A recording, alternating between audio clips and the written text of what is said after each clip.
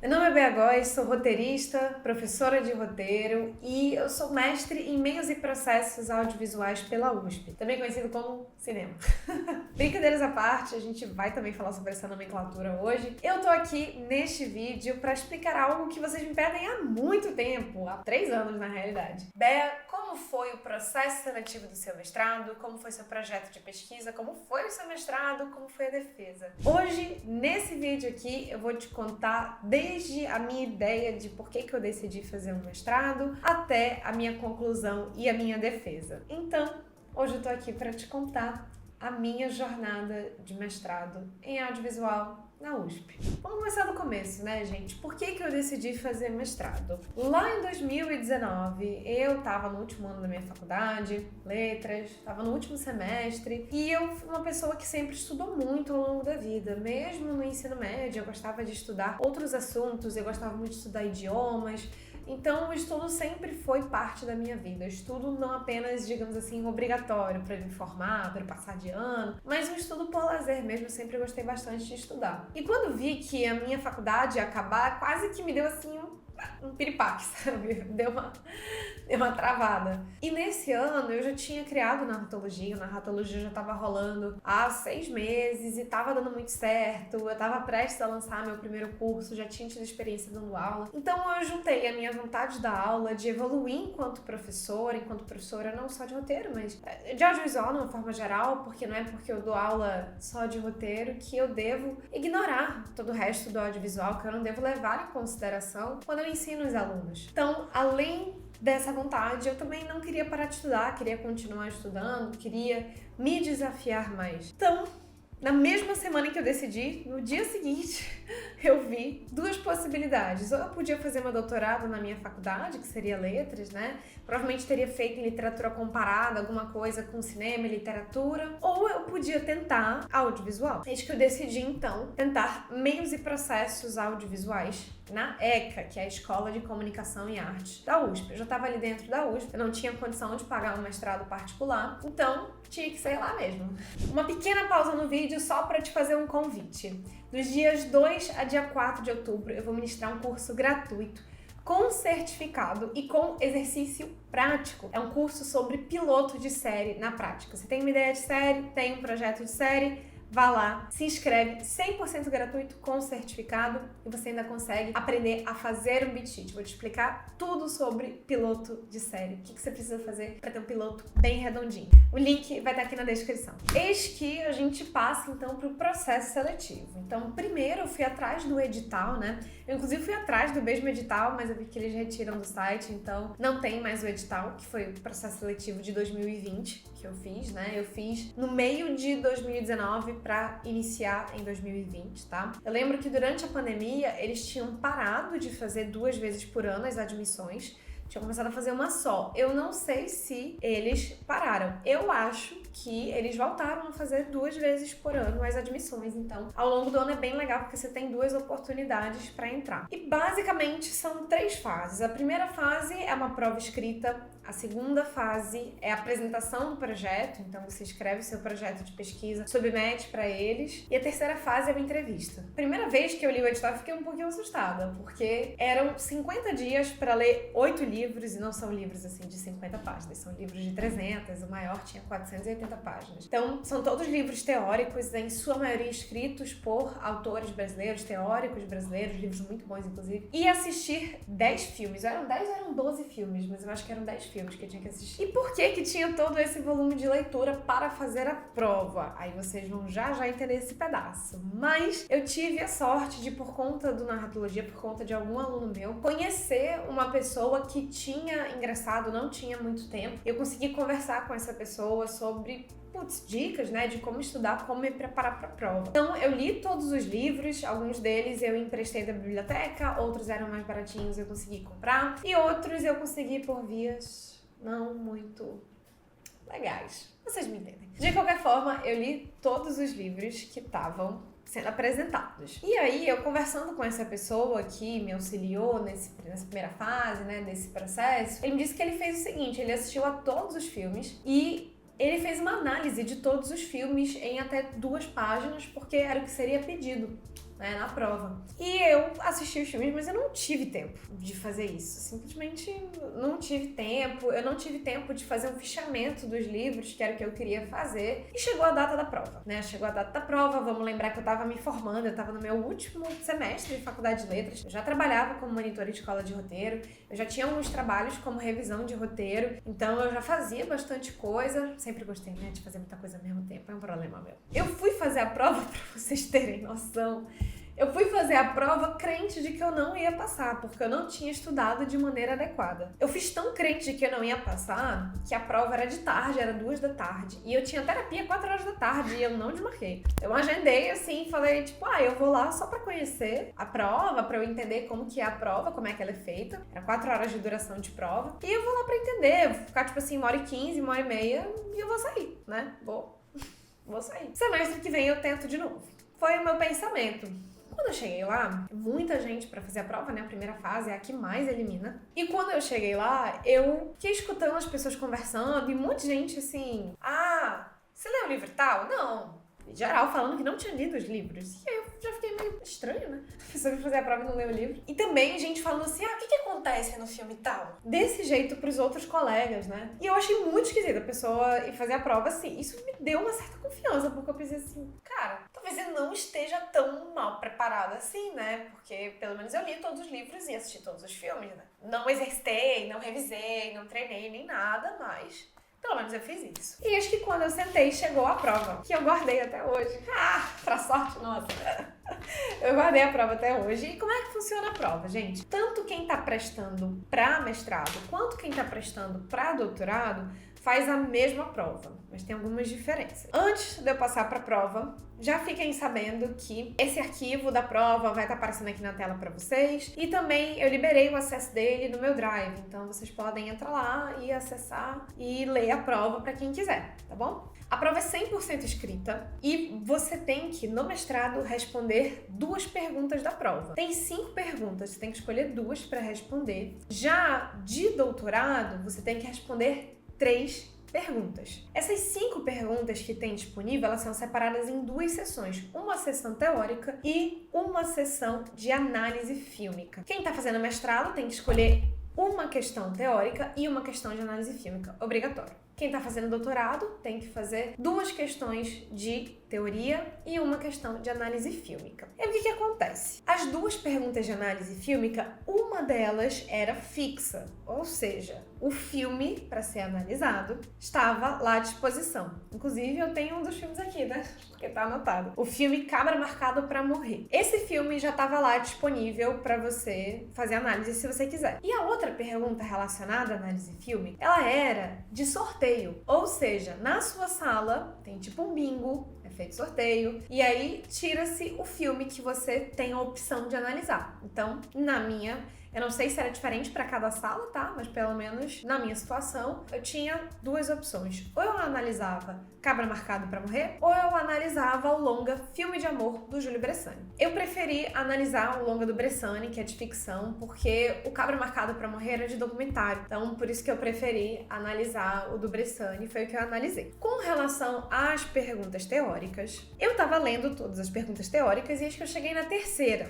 A terceira pergunta é a seguinte: discuta as noções de transparência e opacidade propostas por Ismael Xavier em cotejo com a produção audiovisual brasileira contemporânea, citada e problematizada no capítulo de Eduardo Kleber, contido na coletânea Nova História do Cinema Brasileiro. O que acontece, pessoal? Discurso cinematográfico, a opacidade e transparência? O livro, ele não estava na lista dos mestrandos, não estava na lista, quer dizer, dos candidatos a mestrado. Ele não estava na lista, ele estava na lista dos candidatos a doutorado. Entretanto, eu já tinha lido esse livro anteriormente. E eu adoro essa teoria, não à toa eu ensino para os meus alunos, eu acho fenomenal essa teoria do Ismael Xavier. Então eu tenho muita intimidade com essa teoria. E eu também já tinha lido a Nova História do Cinema Brasileiro, que é o que eles tinham pedido lá no edital, né? Inclusive, muito bom esse livro. E das outras 2 perguntas teóricas, que eram de livros que estavam tanto para quem era candidato a mestrado quanto de doutorado, eu não tinha tanto conforto assim. Então eu fui nessa pergunta. Eu não sabia se eu podia responder, porque era uma pergunta direcionada que estava fazendo doutorado, mas de qualquer forma eu decidi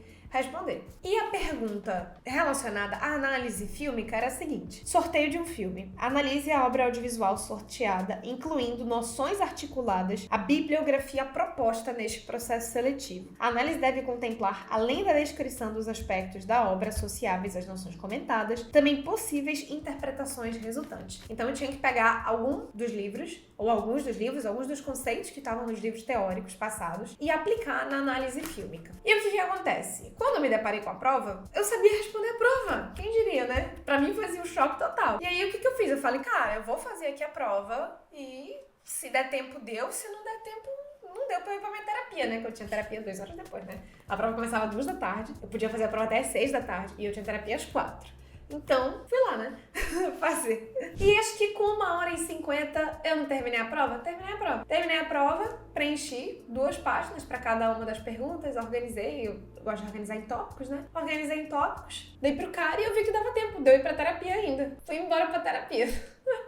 Ainda cheguei mais ou menos uns 5, 10 minutos atrasada, mas eu cheguei. E é engraçado porque eu tinha falado pra minha psicóloga que eu ia fazer a prova só por fazer, entendeu? E daí depois eu falei pra ela, então, eu fiz a prova e eu acho que deu certo, né? E deu muito certo, gente. Não à toa, passei da primeira pra segunda fase. Pequeno comentário, eu me dei tão bem na prova que eu tirei uma das maiores notas. Isso eu descobri na última fase lá da entrevista. Então, na segunda fase, eu já tinha que apresentar um projeto. Né? A próxima fase, então, a parte de projeto. Contei com a ajuda de um colega roteirista, o Pedro Reinato, para montar o meu projeto de pesquisa. Pedro, que também já tinha feito mestrado e doutorado na USP. E mandei o meu projeto. Eu já sabia desde cedo que eu queria estudar melodrama e séries. Sempre quis estudar essa relação. Por que eu quis tanto estudar melodrama e série? Primeiro ponto é que eu sou apaixonada por narrativa de série. Eu acho algo assim... Nossa, eu fico feliz só de pensar em dramaturgia de série. E também porque neste livrinho aqui, Complex TV, do Jason Mitchell, eu tinha lido uma afirmação que tinha me deixado bem instigada, que era impossível você fazer um serializado sem melodrama. E eu achei isso muito curioso, porque pelo menos quando eu aprendi roteiro, me foi ensinado que melodrama é muito brega, e que a gente tem que até evitar melodrama inclusive sendo utilizado até como adjetivo pejorativo. Então eu tinha ficado bem instigada com aquilo. E essa era a minha pesquisa. Eu lembro que quando eu submeti meu projeto, eu tinha submetido um projeto para analisar a série The Marvelous Mrs. Maisel. E depois eu troquei para Bom Dia Verônica ao longo do processo, para já falar sobre isso. Mas era esse. Nossa, gente, depois eu voltei pro meu projeto de pesquisa, ela tava tão mal escrito, mas tão mal escrito. Mas assim, trágico. Trágico. Pois bem, foi aprovado. E eu passei para a última fase, que era a fase de entrevista. Então, fui chamada lá para conversar com os professores da linha teórica que eu escolhi. Muito importante. Nesse ponto, eu tinha que ter escolhido a linha teórica. Eu escolhi poéticas e técnicas. A poética porque, de certa forma, eu queria analisar poéticas e, inclusive, escrever, de certa forma, uma poética de narrativa de série baseado nos livros e, enfim, no que eu já estava analisando e estava usando de referência. Na entrevista, perguntaram bastante sobre o meu projeto. Perguntaram por que eu tinha escolhido a linha de poéticas e técnicas, né? Aí eu falei um pouco da poética em si, falei até da poética do Aristóteles. Perguntaram se eu achava que o melodrama nas obras norte-americanas era o melodrama do excesso e se o melodrama na América Latina era o melodrama das lágrimas. Pediram pra eu comentar. E respondendo e dissertar um pouquinho, falar um pouquinho sobre isso, né? Perguntaram, enfim, como é que era a minha rotina, se eu ia ter tempo pra me dedicar ao mestrado, etc, etc, etc. E aí, fui aprovada. Então, eu fiquei muito feliz, muito feliz mesmo por ter sido aprovada. Nossa, fiquei muito feliz por ter sido aprovada. Da família da minha mãe, eu sou a primeira pessoa a ter uma pós-graduação. E eu lembro que até quando eu disse pra ela que eu ia prestar, né, o mestrado, ela ficou super emocionada, só por eu ter dito que eu ia tentar fazer. Então foi bem bacana. Uma outra coisa que eu esqueci de citar foi a prova de línguas, tá? Eu fiz em inglês e para mestrado você só precisa fazer de uma língua, mas para doutorado você tem que comprovar a proficiência em 2 línguas, tá? Ou, aí tem lá uma diversa gama, né, de línguas. Geralmente francês, alemão, espanhol. São línguas em que você vai ter muitos artigos e muitos documentos, né, relacionados ao tema que você vai pesquisar. Então, eu escolhi inglês mesmo porque eu tenho mais domínio. Vamos então falar agora do processo do mestrado propriamente dito, né? Bom, lá na USP, eu fui direcionada para minha orientadora, Patrícia Moran, que é uma pessoa incrível, gênio, de um conhecimento absurdo de audiovisual. Sou até hoje muito grata por eu ter sido escolhida por ela. No meu caso, eu poderia ter direcionado algum professor que eu quisesse, possivelmente ser orientada, mas como eu não conhecia nenhum dos professores, eu falei na entrevista que eu não tinha preferência. Não tinha preferência e, enfim, se eles me considerassem apta, o professor que quisesse poderia me escolher. Ela me selecionou e eu sou muito grata a ela até hoje por isso. E agora a gente entrando um pouquinho no processo, né? Logo de cara, a Patrícia já falou assim, você vai analisar uma série nacional. É do nosso interesse, claro, analisar obras nacionais pra gente ter essa diversidade de análise de obras nacionais em trabalhos acadêmicos. Fez muito sentido pra mim, até por eu estar numa universidade brasileira. Então, essa já foi uma primeira mudança.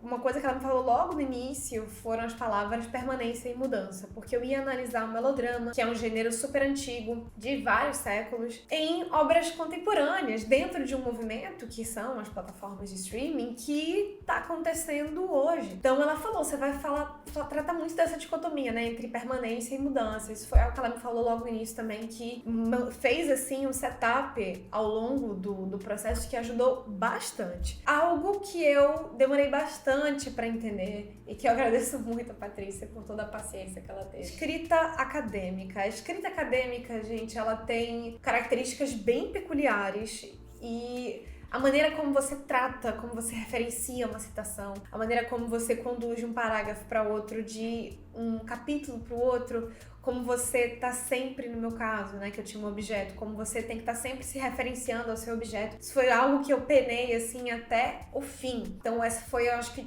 diria, minha maior dificuldade. Eu não demorei para escolher o título da minha dissertação, que é o que tá até hoje, Melodrama em Maratona, o efeitismo em serializados para streaming. Não demorei para fazer isso. Outra coisa que ela me falou também, não vai dar pra você falar de tudo do melodrama, uma dissertação não cabe. Você precisa escolher do melodrama um elemento que você considera o mais significativo dentro do que você vai analisar, né? Que são serializados para streaming. E aí eu escolhi o efeitismo, que me relacionei bastante com a estética do efeito, estudei bastante sobre isso, foi bem interessante. E aí a gente vem, então, para as matérias que eu fiz. Dentro da USP, o que era necessário fazer? Você tem no mínimo 2 anos e, se eu não me engano, até 4 ou 5 anos para finalizar o seu mestrado.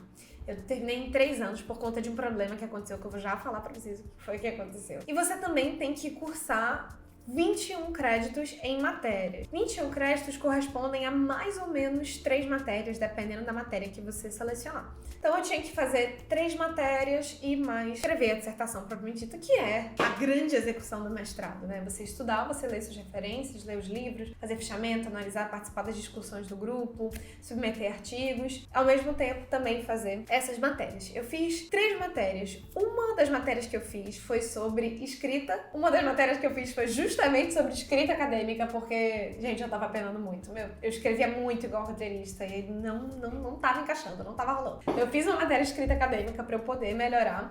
E eu fiz mais 2 matérias, que foi uma matéria com a professora Irene sobre dialogismo, relacionava literatura e cinema, principalmente as obras do Dostoiévski. Eu lembro que para essa matéria eu fiz um trabalho que foi bem difícil, mas que eu gostei bastante. Analisava o dialogismo bakhtiniano e o filme Rashomon do Akira Kurosawa. Foi uma experiência bem legal cursar essa matéria. A última matéria que eu fiz foi uma matéria que eu amei, com uma professora que eu tenho um carinho imenso e que ela participou da minha banca, é a professora Maria Cristina de Palma Mungioli. Foi a matéria Narrativas em Séries de Ficção. É uma matéria que era ministrada não pela parte de audiovisual, de rádio e TV. Não era ministrada por essa faculdade, era ministrada pela faculdade de comunicação, porque ela é uma professora da comunicação. E foi bem legal essa matéria, foi bem legal mesmo. Eu conheci diversas referências. Ela trazia também o mito, eu trazia alguns que eu já conhecia, mas trouxe outros autores que eu não conhecia, como por exemplo a Linda Williams, que engrandeceu bastante o meu projeto. Então foram essas 3 matérias que eu fiz que me ajudaram bastante. Só que aconteceu um problema que atrasou bastante a minha formação e esse problema foi culpa minha. No meio do processo, mais ou menos com 1 ano e meio, tem lá um prazo que fica no nosso sistema, eu tinha que fazer a minha banca de qualificação. Ou seja, é você submeter parcialmente os resultados da sua pesquisa, ou seja, mandar o que você já escreveu até aquele ponto para uma banca avaliar, que essa mesma banca é a banca que também vai ser a sua banca do final.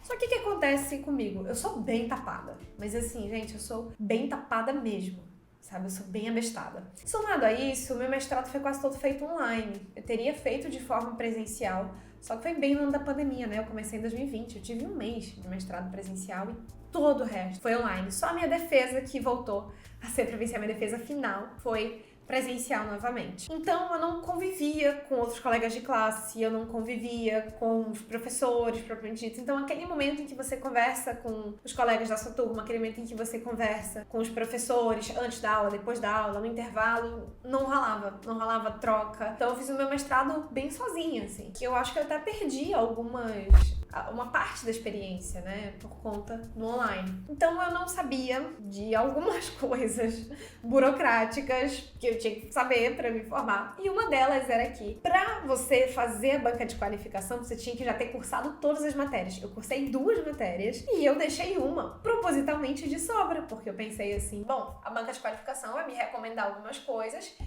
e a partir do que eles me recomendarem, eu vou escolher a última matéria de acordo com o que eu precisar pro meu projeto, né? Na minha linha de raciocínio era isso, fazia super sentido. Eu só era apta a fazer o exame de qualificação se eu também tivesse cursado todos os 21 créditos de matéria. Aí, gente, vocês imaginam o caos que foi. Quando que eu descobri isso? Um dia antes da data limite para eu submeter pro exame de qualificação. Vocês imaginam o caos que foi. Resumindo, eu poderia pedir mais tempo para fazer a qualificação? Poderia. O que aconteceu? Eu tinha um período para poder pedir mais tempo. E esse período, como estava em cima, também já tinha passado. Aconteceu um caos burocrático. Eu tive que mandar vários e-mails, tive que entrar em contato com a reitoria. Minha orientadora foi muito paciente comigo. Paty, muito obrigada por não ter desistido de mim. E o que aconteceu, basicamente? Eu passei 8 meses estando desmatriculada na USP, porque como eu não tinha cumprido com o prazo, eu fui jubilada. E eu, durante o tempo, cheguei até a acreditar que eu não teria conseguido finalizar o meu mestrado, né? Até que aconteceu num momento bem oportuno, em 2022. Eu tava com bastante trabalho, tava com muita coisa acumulada, já achava que meu mestrado não ia rolar. E minha orientadora mandou mensagem: ei, deu certo. Você tem que depositar em 30 dias. Caos. Falei pra ela que tava tudo bem, né? Falei pra ela assim, deixa comigo. Ela tava com medo, né? Traumatizada, e eu também. Ela falou assim, mas vamos publicar antes dos 30 dias? Que é pra não ter perigo de dar um BO de novo, né? E nesse meio período eu também cursei a outra matéria, né? Eu consegui cursar a matéria que faltava, né? Então, assim, gente, caos generalizado, caos total, completo. Mas deu certo, eu submeti pra banca de qualificação, já com 2 capítulos, geralmente você submete apenas com um capítulo, né? Eu já submeti com 2 capítulos prontos pra banca de qualificação. Então foi muito legal, eu contei com o professor Rubens Reod e com a professora Maria Cristina, como eu já tinha comentado, né? Foi bem bacana. E a partir daí, gente, foi assim, meu naspeto, eu só tinha mais 6 meses pra terminar, 6 meses pra escrever o último capítulo, que era um capítulo de análise, analisando o Bom Dia Verônica. Finalizei minha dissertação mais ou menos em janeiro. E no dia 8 de março de 2023, eu fiz a minha defesa. Foi muito legal, foi bem emocionante. A única pessoa que foi assistir foi minha mãe, mas eu também fiz uma transmissão para alunos meus que queriam assistir. Eu não queria que ninguém fosse. Tava com muita vergonha. Tava assim, né, enfim, porque, putz, vai que eu levava chapuletada, né, enfim, vai que eu era mega criticada, né. Imagina ser criticada numa live, mas deu certo, deu tudo certo. Todo esse vídeo pra falar pra vocês que, como diversos alunos me pediram ao longo de todo esse processo, vocês já podem ler a minha dissertação de mestrado. Ela tá disponível, é só vocês procurarem no Google Melodrama em Maratona, o efeitismo em serializados para streaming. Você joga isso no Google, aparece o primeiro link, que é um link da biblioteca da USP. É público, basta vocês clicarem e vocês conseguem ler. Bea, você quer fazer doutorado? Eu tenho vontade de fazer doutorado, mas diversas vezes ao longo do meu mestrado, o meu volume de trabalho, ele atrapalhou a minha pesquisa. E eu hoje tô no momento de construir minha carreira, de escrever mais, de me consolidar enquanto professora de roteiro, enquanto roteirista. Por isso eu acredito que é muito importante que eu faça o doutorado em um momento que eu esteja mais tranquila. Eu também viso fazer meu doutorado fora do Brasil. Isso requer planejamento financeiro, financeiro, requer uma reserva, que eu inclusive já estou fazendo para fazer meu doutorado. Então é algo que talvez eu não faça daqui uns 4 ou 5 anos, mas é algo que eu definitivamente tenho em mente fazer um doutorado. Muito obrigado a quem assistiu, muito obrigada a quem acompanhou até o fim do vídeo. Não se esqueça de se inscrever no canal, dar um like no vídeo. Muito obrigada pela sua audiência. Tchau, tchau!